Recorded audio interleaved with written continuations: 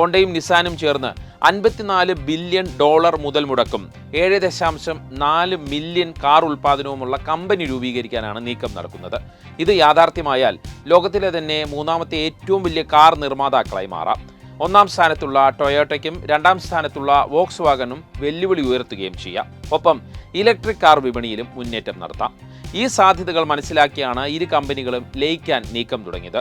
Mitsubishi മോട്ടോഴ്സുമായും സഹകരണത്തിന് ശ്രമം നടക്കുന്നുണ്ട്. ഹോണ്ടയും നിസാനും ചേർന്നാൽ ചൈനീസ് EV കമ്പനികൾ ഉയർത്തുന്ന വെല്ലുവിളികളെ നേരിടാൻ കഴിയുമോ എന്ന സുപ്രധാന ചോദ്യവും ഉയരുന്നുണ്ട്. നവംബറിലെ കണക്ക് പ്രകാരം ലോകമെങ്ങുമുള്ള വൈദ്യുത കാർ വിൽപ്പനയിൽ 70% ചൈനീസ് കമ്പനികളുടെ കയ്യിലാണ്, പ്രത്യേകിച്ച് BYD. ഇക്കഴിഞ്ഞ ഒക്ടോബറിൽ ടെസ്ലയുടെ വാർഷിക വരുമാനത്തെ പോലും BYD മറികടന്നിരുന്നു. BYDയെ കവച്ചു വയ്ക്കുന്ന സാങ്കേതിക വിദ്യയോ കുറഞ്ഞ വിലയോ മറ്റ് ആകർഷണങ്ങളോ ഇല്ലാതെ ഏത് വമ്പന്മാർ ഒന്നിച്ചിട്ടും കാര്യമില്ല എന്നാണ് കാർ നിർമ്മാണ മേഖലയിലെ വിദഗ്ധർ അഭിപ്രായപ്പെടുന്നത്.